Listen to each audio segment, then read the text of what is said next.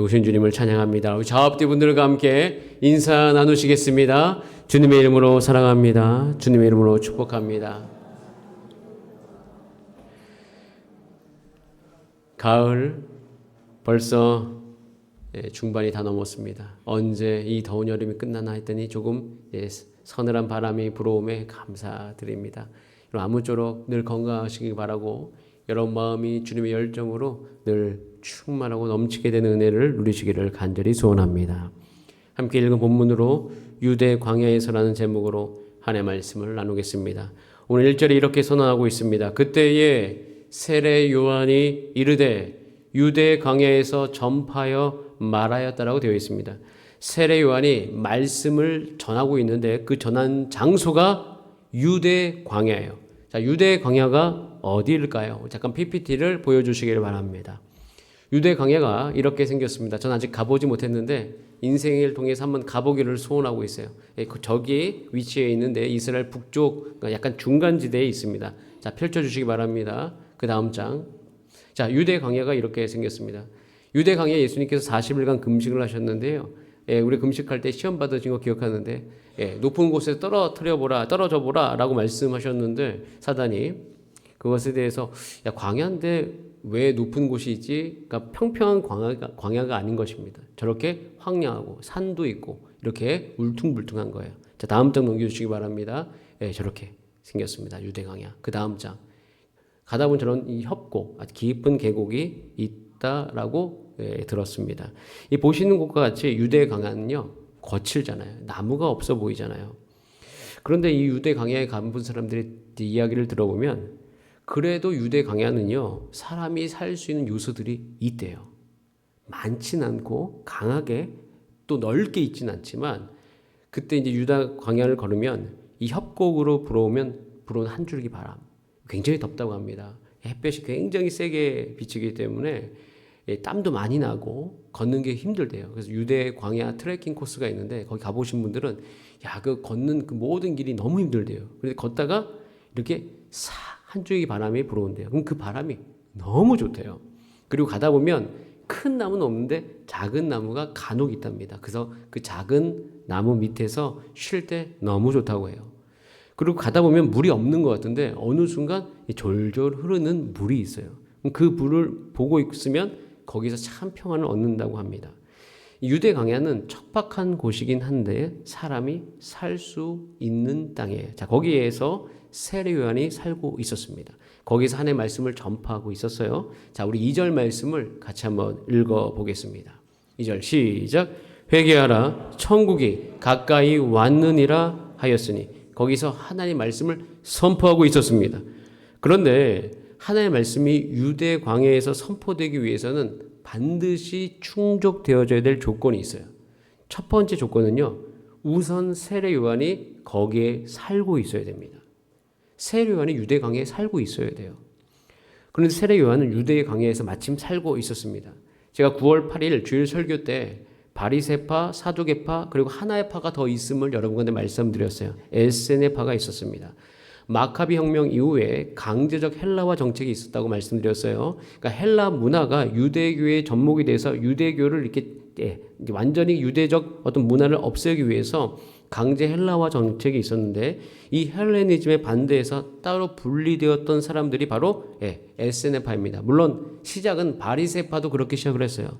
유대교 정통을 잘 지키기 위해서 시작을 했는데 바리새인들은 나중에 변질되었다고 말씀을 드렸습니다. 그런데 에세네파는 팔레스타인 공동체를 떠나서 쿰난 지역 같은 곳에서 영적인 경건을 추구하며 살았어요. 성경을 읽으면서 성경을 필사하면서 그래서 사회사본이 그래서 나온 거죠. 필사하면서 오직 메시아를 기다리고 있었습니다. 이 세례 요한의 삶이 이 에세네파적인 삶을 살고 있었던 거예요. 그가 어떻게 살고 있었는지 4절에 나와 있습니다. 같이 한번 읽어봅니다. 시작. 이 요한은 낙타털 옷을 입고 허리에 가죽띠를 띠고 음식은 메뚜기와 석청이었더라. 거기서 낙타털 옷을 입고 즉 거기서 얻을 수 있는 옷을 입고 허리에 가죽띠도 거기에서 얻을 수 있는 것으로 띠고 음식도 거기에서 얻을 수 있는 것 메뚜기와 석청으로 살고 있었어요. 살아내고 있었습니다. 그리고 거기서 무슨 일을 하고 있었습니까? 3절에 보면 그는 선지자 이사야를 통하여 말씀하신 자라 일렀으되 광야에 외치는 자의 소리가 있어 이르되 너희는 주의 길을 준비하라. 그가 오실 길을 곧게 하라. 세례요한은 거기서 말씀을 선언하면서 예수님이 오실 길을 곧게 하고 있었던 거예요. 즉 주의 길을 준비하고 있었던 것입니다. 하나님께서 이 땅 가운데 나타나실 길을 준비하고 있었어요. 어디서? 유대 광야에서. 세례요한은 이 사명을 가지고 유대 광야에서 살고 있었습니다. 유대 광야는 척박하나 살 수 있었어요. 척박하기 때문에 단순하게 살 수밖에 없었어요. 단순하게 살다 보니까 세상의 욕구가 떠나가기 시작했어요. 하나님을 갈망하기 시작했고 하나님으로 만족을 누리고 그 안에서 하나님의 영향력이 이 세례요한을 통해서 유대 광야에서 회복되고 있었습니다. 하나님의 말씀이 유대 광야에서 선포되기 위해서는 첫 번째 조건, 세례요한이 거기 살고 있어야 돼요. 자, 두 번째 조건이 있습니다. 두 번째 조건은요, 세례요한이 유대 광야에 살고 있었던 조건보다 조금 더 어렵습니다. 제가 느끼기에는. 그러니까 유대 광야에서 하나님의 말씀이 선포되기 위해서 충족될 두 번째 조건은 그 유대 광야로 사람들이 와야 됩니다. 와야 돼요. 그 곳으로, 그 척박한 곳으로, 아까 봤던 곳으로 사람들이 여리고나 예루살렘에서 떨어져 있는데 그곳으로 와야 돼요. 오려면 꽤 걸어야 됩니다. 자, 그런데 우리 5절 말씀을 같이 한번 읽어보겠습니다. 시작. 이때 예루살렘과 온 유대와 요단강 사방에서 다 그에게 나와. 세례요한에게로 나왔다라고 성경은 기록하고 있죠. 세례요한이 유대 광야에서 사는 것도 쉬운 일이 아니에요. 그런데 거기에 사람들이 온다? 이것도 어려운 일인 것이에요. 즉 이 두 가지 조건이 이루어져서 세례요한은 거기서 말씀을 선포하고 있었던 것입니다. 여기서 우리는 한 가지 생각해 볼 수 있어요. 사람들이 세례요한으로 나오게 한, 그 유대 광야로 나오게 한 정말 큰 에너지가 거기에 작동되고 있었다는 거예요. 힘이 있었다는 거죠. 이런 힘이 있었기 때문에 유대 광야에서 하나의 말씀이 선포될 수 있었던 것입니다. 세례요한은 광야에 살고 있었고 사람들은 세례요한 앞으로 나오게 된 것이죠. 이 모습을 상상해 보세요. 여러분, 로마 시대에 일이 일어나고 있었습니다. 로마 시대 옥타비아누스가 강력하게 다스리고 있었던 그들의 통치의 그 영역 안에서 사람들, 세례요한 같이 사는 사람이 있었고 세례요한 앞으로 나오는 사람들이 있었다는 거예요. 저는 이 시대에도 이 모습이 회복되기를 간절히 소원합니다. 그리고 기도해요. 세례요한과 같이 하나님을 사모하며 살았던 사람이 있는 것이고 또 거기에 힘들죠. 어렵죠. 근데 거기에 유대 광야에 하나님을 갈망하면서 그곳으로 나왔던 사람들이 있었던 거예요. 저는 이것이 회복되기를 원해요. 이것을 보면서 이 말씀을 사모하면서 주여, 주사랑교회 안에 또 성도 및 삶 가운데 이런 기적, 이런 것이 다시금 회복될 수 있는 은혜를 경험할 수 있도록 좀 도와주시옵소서. 이렇게 기도하고 있으면서 저는 한 가지를 이 본문을 향해서 질문을 해봅니다. 그러면 왜 사람들이 예루살렘과 온 유다와 요단강 사방에서 다 그에게 왔을까? 그 이유가 뭘까? 그 이유에 대해서 궁금해하면서 이 성경을 읽고 있으면 세례요한이 선포했던 그 메시지의 내용 안에서 그 이유를 살펴볼 수가 있었어요. 그 이유가 2절에 나와 있습니다. 같이 한번 2절 말씀을 다시 읽어볼게요. 2절 우리 크게 한번 읽어볼까요? 시작. 회개하라 천국이 가까이 왔느니라 하였으니 따라해볼까요? 천국이 가까이 왔다. 세례요한은요 그 메시지가 천국이 가까이 왔다라고 이야기하고 있어요. 천국은요 말 그대로 하나님의 하늘나라죠. 하늘나라입니다. 마태복음은요 이 천국을 경험할 수 있도록 인도해 주는 성경이에요. 어제 우리도 남전도회가 모여서 한 9분 정도가 모여서 마태복음을 다 1장부터 28장까지 통독을 했는데 읽어보면 천국에 대한 이야기가 정말 많이 나와요. 그리고 천국 안으로 우리를 초대하고 있고 천국을 경험할 수 있도록 도와주고 믿는 모든 자에게 천국이 임했다고 이야기하고 있습니다. 마태복음은 천국을 경험하도록 인도해 주는 책인데요. 이 천국이라는 단어는요. 이 로마 시대에 정말 기쁜 소식입니다. 그 이유는 제가 여러분들에게도 주일날 조금씩 언급했듯이 로마 시대는 강력한 힘을 바탕으로 한 사회, 다스리는 사회, 왕이 정말 자기가 스스로 신이라 여기는 자가 다스리는 사회가 로마 사회였는데 그 이면을 들여다보면 그 이면은 지옥과도 같았어요. 굉장히 쾌락주의, 능력주의, 그리고 이 로마 병사들이 아주 크게 세게 강력하게 압제하던 곳이 바로 그곳이었어요. 쾌락은요 사회 전체적으로 확장되었고 그 쾌락 안에 자기 육체를 다 들였어요. 근데 들이면서 사람들이 그걸 다 들이고 난 다음에 삶이 점차적으로 피폐해져 간다는 것을 그들이 느끼기 시작했어요. 쾌락을 향해 가고 성공을 향해 가고 있지만 그 사회 안에 피곤함이 가득했죠.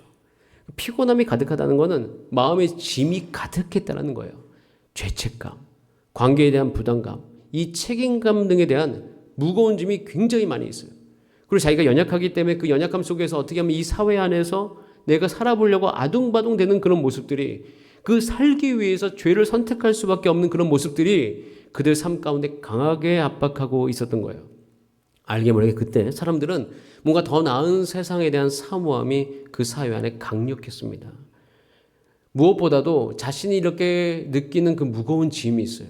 인생을 살다 보면 짐이 있는데 그 짐을 누군가에게 맡기고 싶었는데 주변을 살펴보니까 그 짐을 가볍게 해줄 수 있는 사람이 그리 많지 않다는 것을 그들은 느꼈습니다.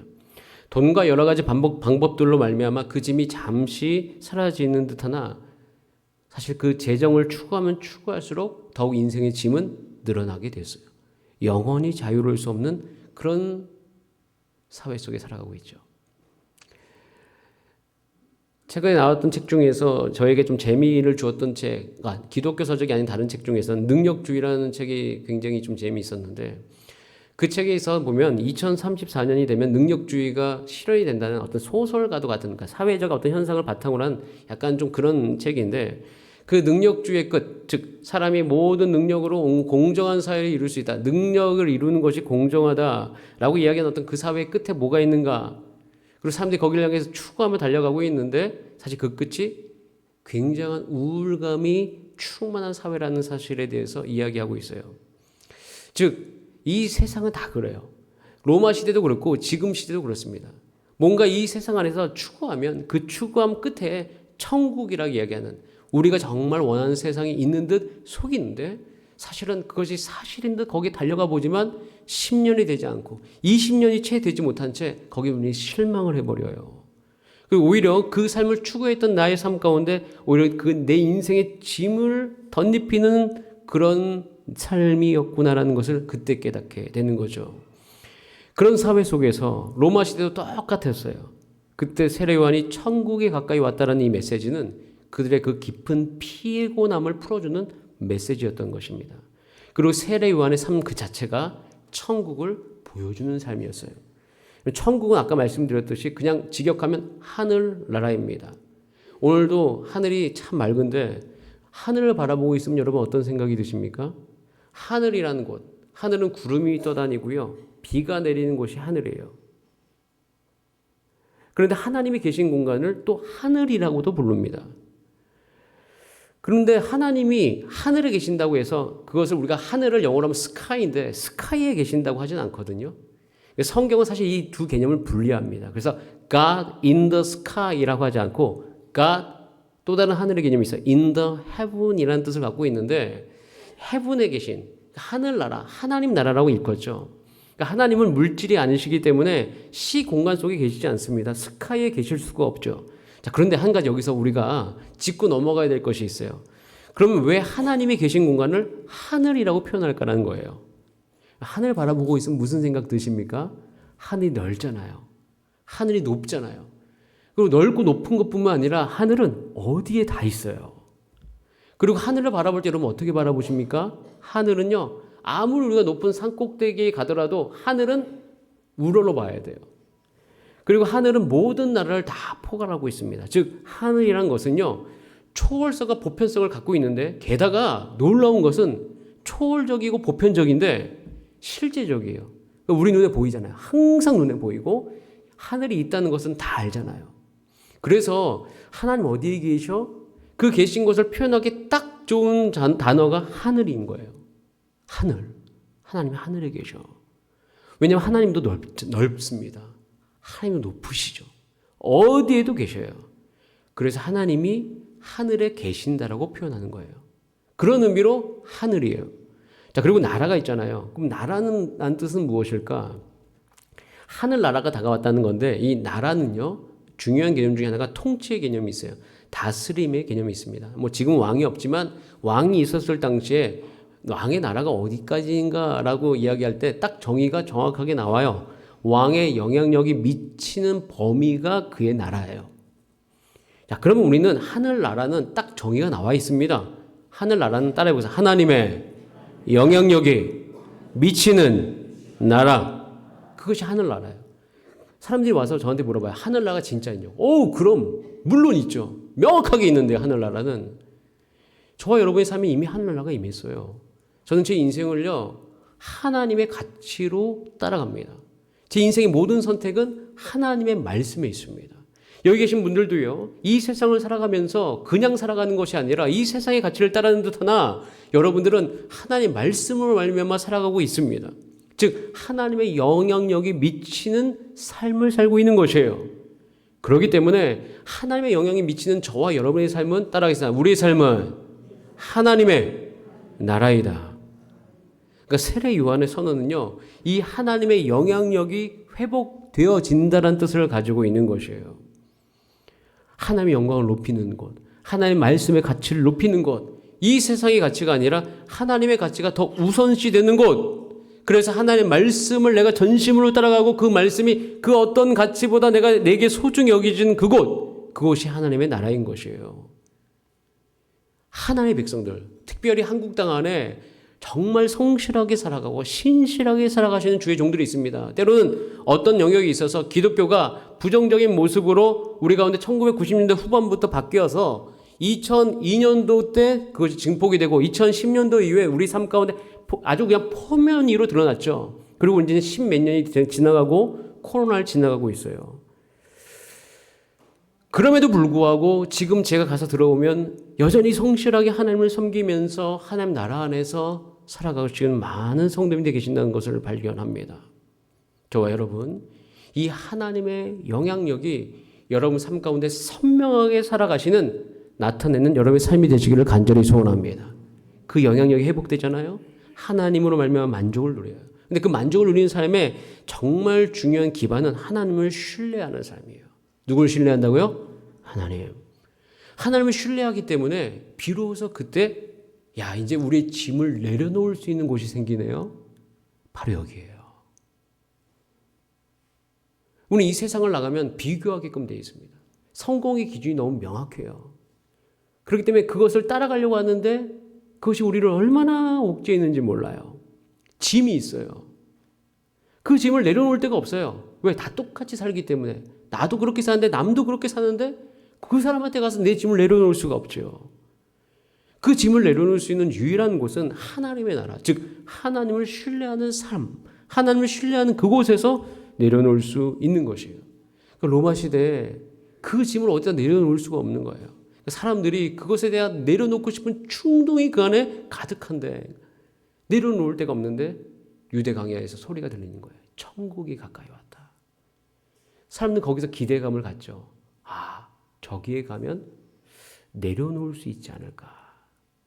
자, 우리 잠시 영상을 보도록 하겠습니다. 그 광야로라는 찬양인데요. 제가 좋아하는 찬양인데 그걸 작사 작곡했던 분이 2015년도에 유대 광야에 가서 직접 영상을 찍으면서 만든 것이 있습니다. 잠깐 보도록 하겠습니다. 준비됐죠? 잠깐 보도록 하겠습니다.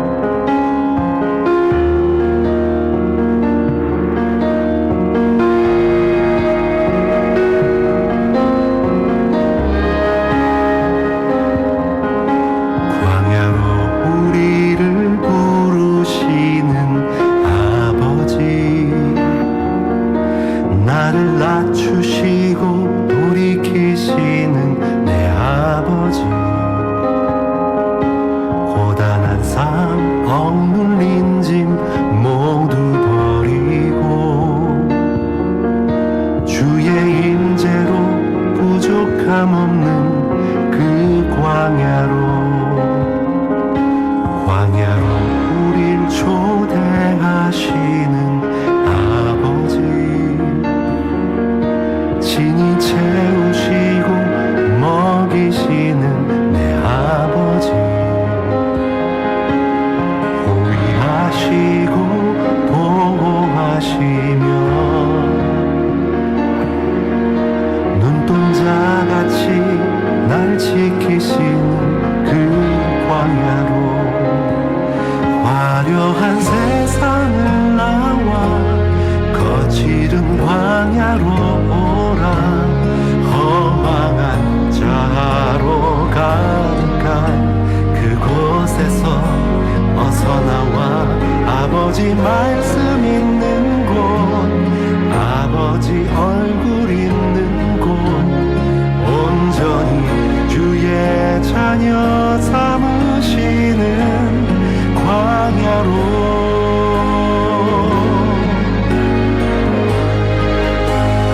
넓은 광야로 나오라.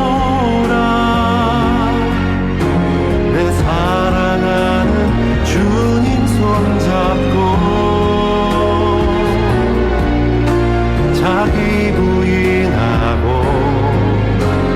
십자가 지고 예수님 걸으셨던 광야로, 넓은 광야로 날아오르라. 주께서 주신 날개를 달고 날 양육하는 곳, 날 세우시는 곳, 나의 안식처 그 광야로.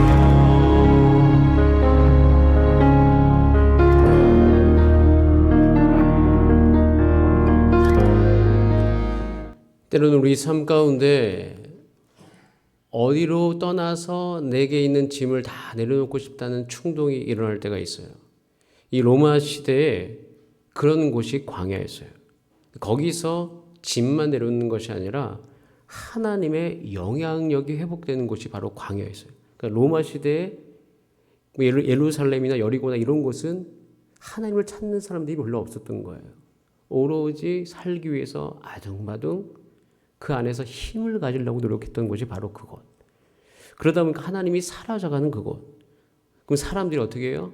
광야로 나아가서 거기서 하나님의 말씀을 보면서 하나님의 영향력을 회복하면서 다시금 하나님 나라에 대한 꿈을 꿨던 것이 바로 그곳이었던 것입니다. 거기서 안식을 누렸던 거예요. 저는 그런 의미로 제가 예전에 작년 설교 사역을 하던 중에 창세기 설교를 마치고 출애굽기로 들어서던 순간이었습니다. 근데 출애굽이라는 것은요, 이 400년의 그 애굽의 역사 안에서 이스라엘 백성이 그곳에 같이 살았는데, 원래 야곱 가족이었죠. 야곱 가족 70명이 애굽으로 요셉에 의해서 살기 위해서 갔는데, 하나님께서 번성하게 해주셔서 남자만 60만 명이 되었어요. 어마어마한 인구 아닙니까? 그러니까 이제 정치적으로 위협을 느껴서 그들을 노예 삼았죠. 노예 삼은 가운데서 그들이 그 노예 시간이 오랫동안 길어지니까 억압이 받는 그 안에서 자유를 갈망한 거예요. 노예로부터 주님 해방시켜 주시옵소서. 그래서 기도하다가 하나님께서 모세를 보내시죠. 모세를 보내셔서 정말 초자연적으로 10가지 재앙을 주셔서 거기서부터 그 이스라엘 백성을 끄집어내 오십니다. 구원하신 거죠. 구원한 다음에 들어간 곳이 광야예요. 그러니까 구원받아 간 곳이 광야라는 거예요. 저는 하나님의 영향력이 거기서 회복이 되어져 갔거든요. 그때 이스라엘 백성들은 애굽에서 나와서 광야를 걸으면서요, 광야에서 애굽에 살던 모든 삶의 습관을 다 버려야 됐어요. 그리고 완전히 새로운 습관과 새로운 욕구와 새로운 태도가 그 안에서 형성되어지는 그곳이 광야였던 것이에요. 즉 광야란 하나님의 삶의 백성이, 하나의 백성이 자신이 어떻게 살아야 되는지 배우는 곳이 광야였던 것이에요. 저는 그런 의미로 이 시대의 광야는 어디여야 되는가 생각하다가 새벽 예배 때 교회가 광야여야 됩니다라고 이야기를 했어요. 교회가 광야가 되어야 된다. 이 시대는요, 굉장히 욕구가 팽창되어져 가는 시대입니다. 욕구가 팽창으로 말미암아 역기능적인 모습이 사회 안에서 많이 일어날 거예요. 그럼 그것을 회복하고 그것이 중독으로부터 해독되는 시간과 장소가 필요한데, 그럼 하나님께서 그 일들을 어디에다 맡기실까? 교회밖에 없어요. 그런 의미로 이 교회는 이 로마 시대의 광야가 세례요한이 하나님의 말씀을 들고 서 있었듯이 우리는 교회 안에서 이 광야의 영성을 회복하면, 즉 하나님만으로 하나님의 영향이 나의 삶 가운데 회복되기를 바라면서 있어야 될 곳이 교회라는 것입니다. 저와 여러분도 마찬가지예요. 이스라엘 백성이 구원받아 광야로 갔죠. 저와 여러분 구원받아 어디에 있습니까? 교회에 있잖아요. 우리는 교회에서 무엇을 배워야 됩니까? 하나님의 영향력이 여러분의 삶에 임하는 방법을 배워야 돼요. 교회에서 하나님을 알아가야 돼요. 교회에서 하나님이 내 삶 가운데 공급하심을 배워가야 돼요. 교회 안에서 하나님으로 만족하도록 우리는 훈련받아야 되는 것이에요.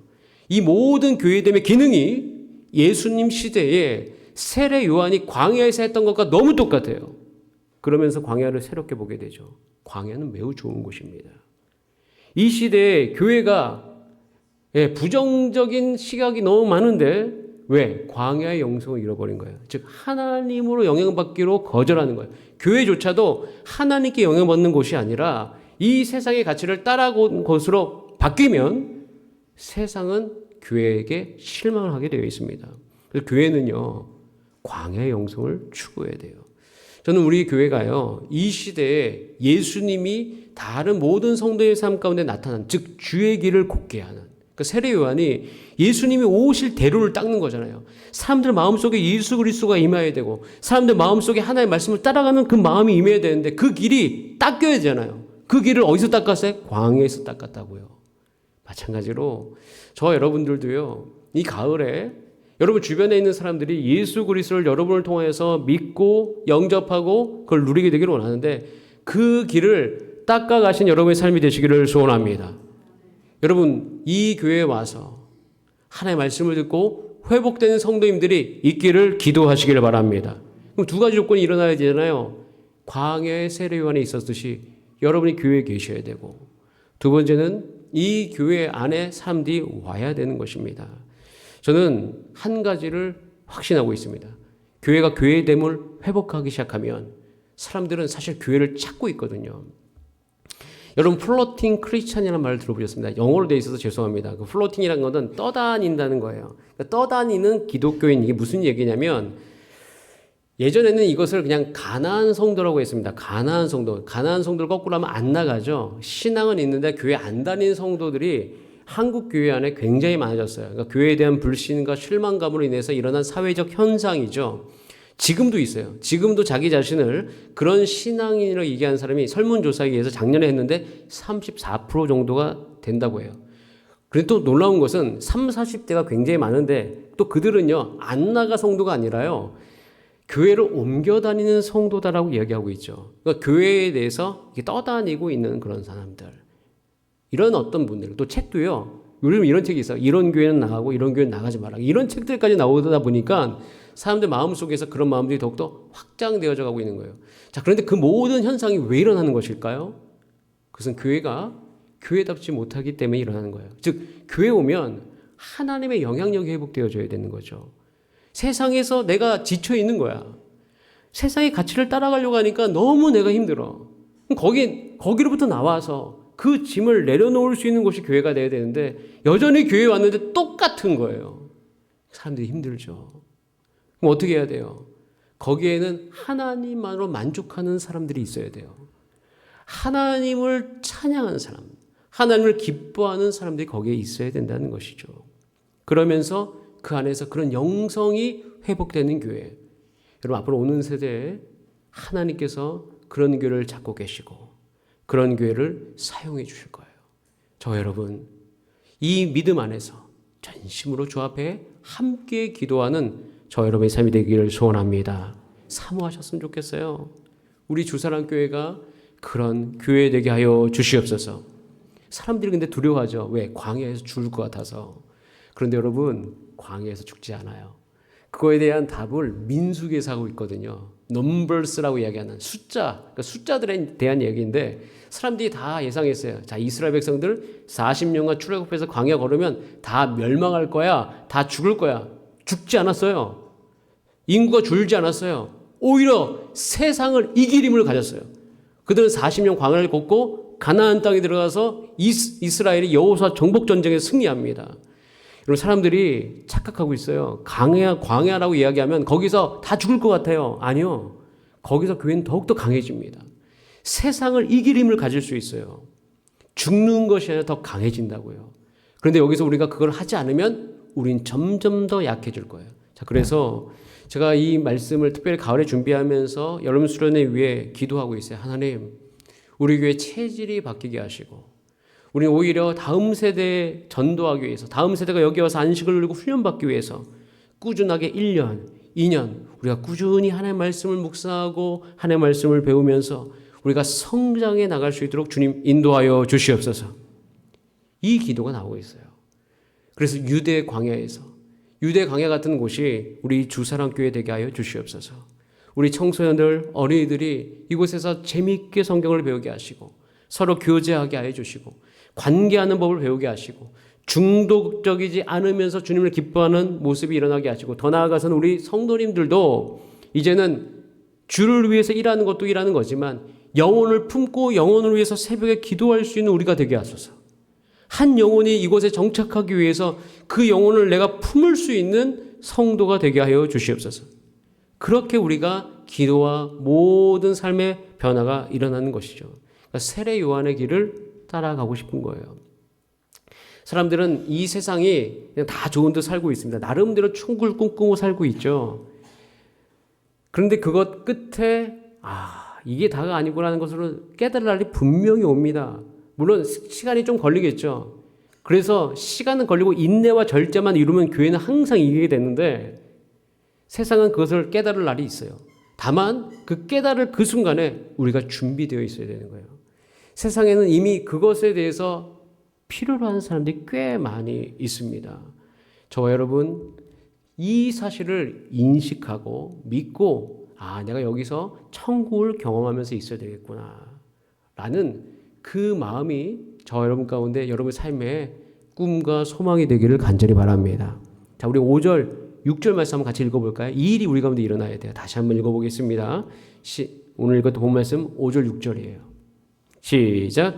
이때 예루살렘과 온 유대와 요단강 사방에서 다 그에게 나아와 자기들의 죄를 자복하고 요단강에서 그에게 할렐루야. 이것이 우리 꿈이에요. 그렇기 때문에 8절 말씀 이렇게 되어 있어요. 그러므로 회개에 합당한 열매를 맺고, 한번 따라가. 회개에 합당한 열매를 맺자. 자, 여러분들에게 도전하는, 권면하는 열매는 시간입니다. 여러분 시간을 보내셔야 됩니다. 제가 우리 교회 와서 이제 1년이 넘어가고 있습니다. 그러면서 기도하고 있습니다. 우리 교회 가운데 하나님의 영향력이 임하게 하여 주시옵소서. 하나님의 영향력이 임하게 하기 위해서 어떻게 해야 될까 생각을 많이 해봅니다. 그것은 결국에는 한 가지밖에 없어요. 하나님의 말씀과 또 기도하는 시간과 여러분들의 삶이 다 잘 부딪혀야 되거든요. 마찰력이 커져야 돼요.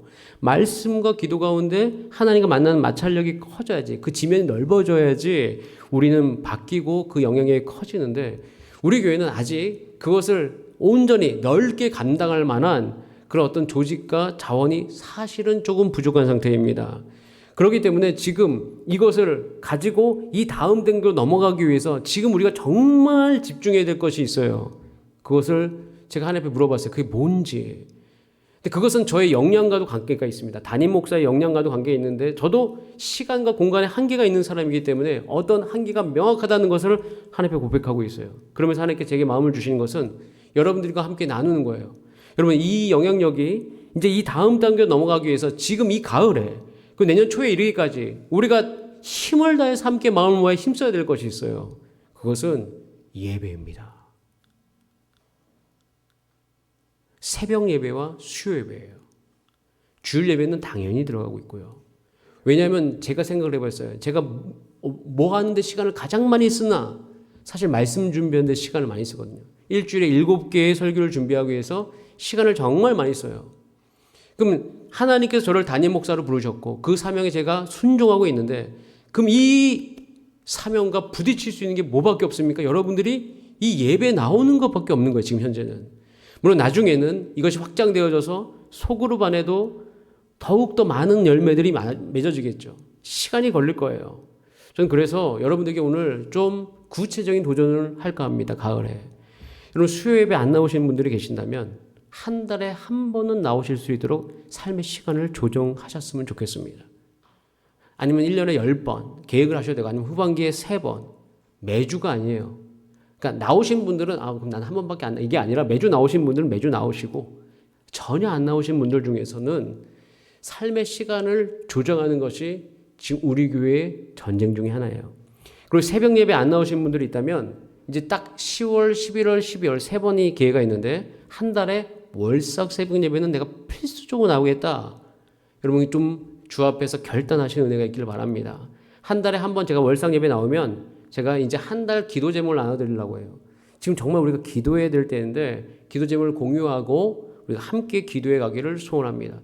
지금 제가 어린이 부서와 청소년 부서 함께 들어가서 토요일 모임을 함께 하고 있는데요. 벽을 느끼고 있어요. 한계를 느끼고 있어요. 그 한계를 느끼면서 기도를 하고 있다고요.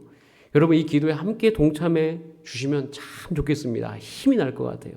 특별히 우리 교사분들, 우리 교육자분들이 더욱더 힘을 낼 수 있도록 주 예수 그리스도에서 함께 기도해 주시기를 바랍니다. 그리고 11월 첫 주는요. 특별 새벽 기도회를 드리려고 합니다. 그래서 새벽에 물리적으로 만약에 안 되시는 분이 있어서 나는 너무 멀어서 실시간으로 시공간적으로 새벽 예배 나올 수 없다.